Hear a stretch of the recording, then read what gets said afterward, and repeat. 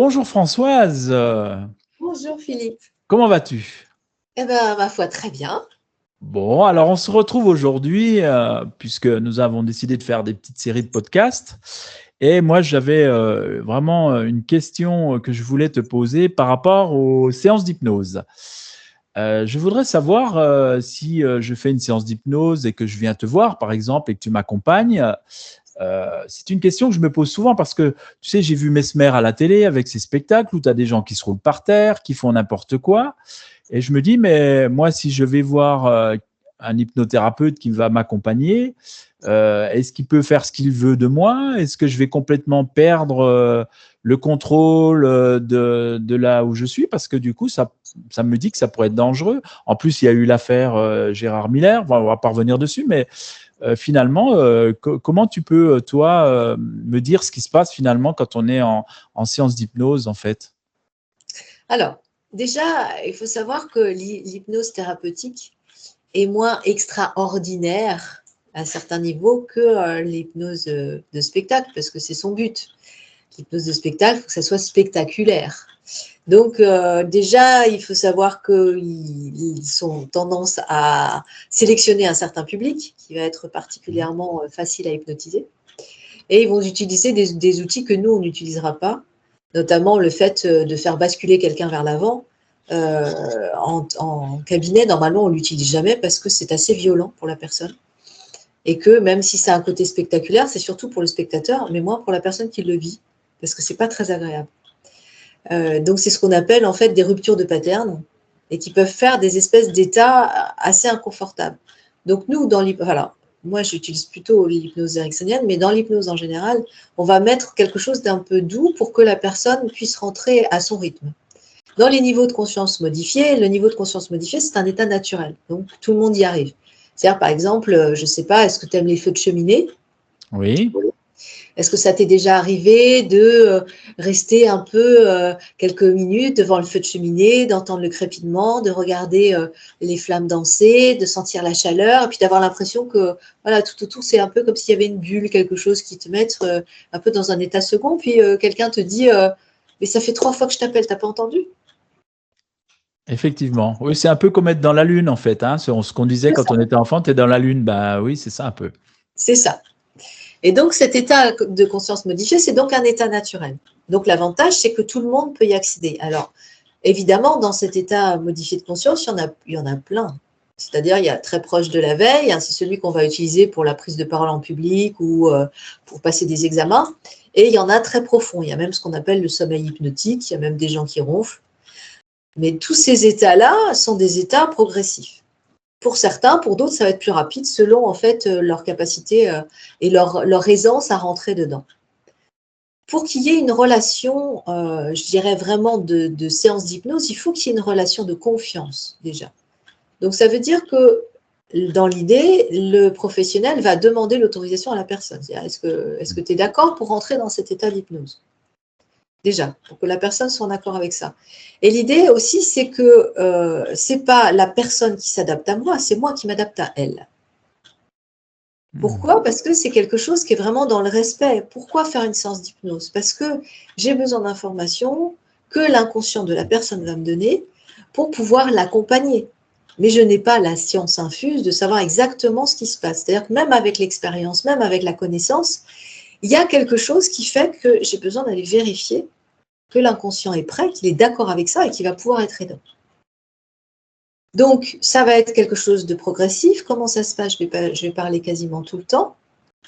Et puis, petit à petit, je vais permettre à la personne, en l'accompagnant, d'aller là où elle est d'accord pour aller, en fait, en lui rappelant qu'elle a le choix à tout moment. Mais elle C'est est pas parce consciente, là, quand tu fais ça, est-ce qu'elle est consciente ou est-ce que. Donc il faut qu'elle t'écoute, c'est ça? En fait, c'est même pas à elle que je parle.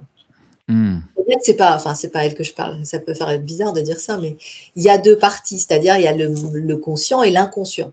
Donc, c'est pas au conscient que je m'adresse, c'est à l'inconscient.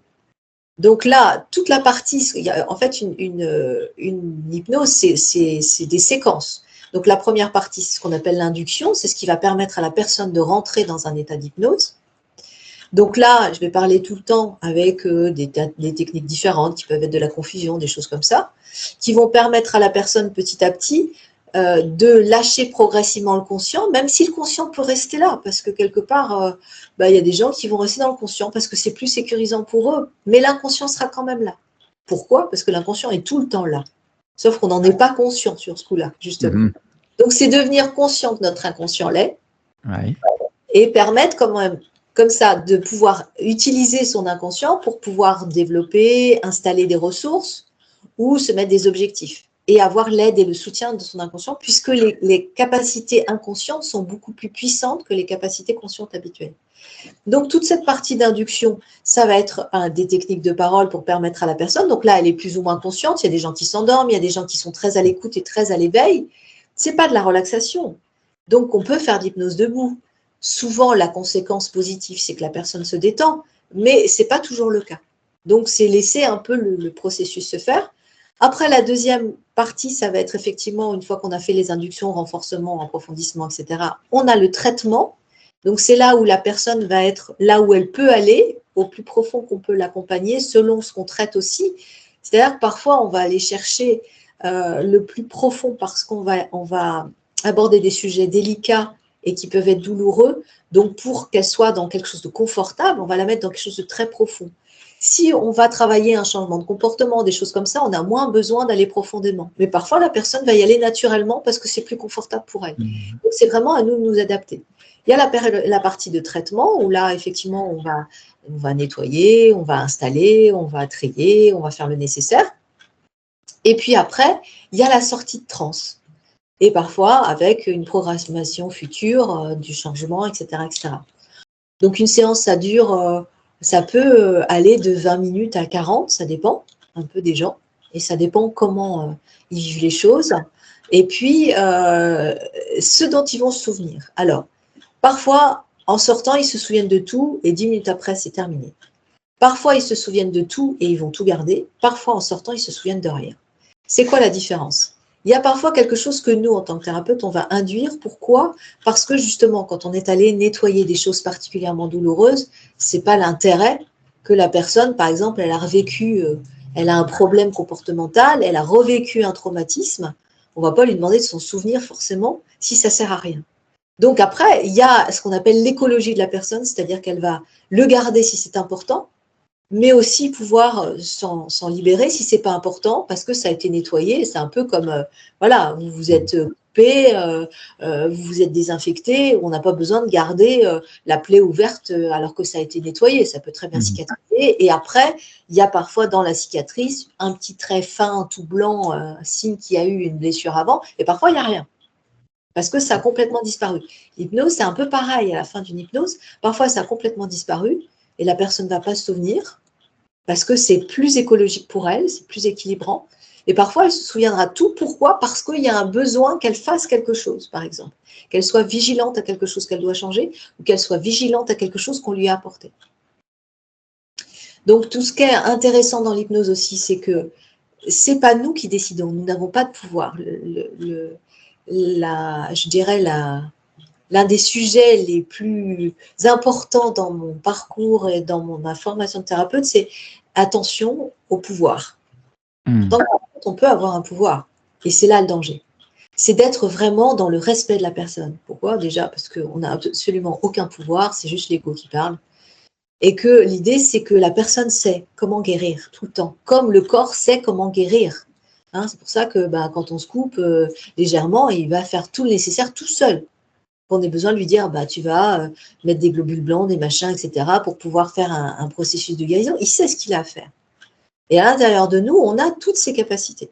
Sauf quand c'est un peu trop compliqué, mais là, on a juste besoin d'un petit déclencheur. Sinon, le processus va se faire. Donc, c'est un travail de facilitation, quelque part, un peu. C'est ça. C'est ça.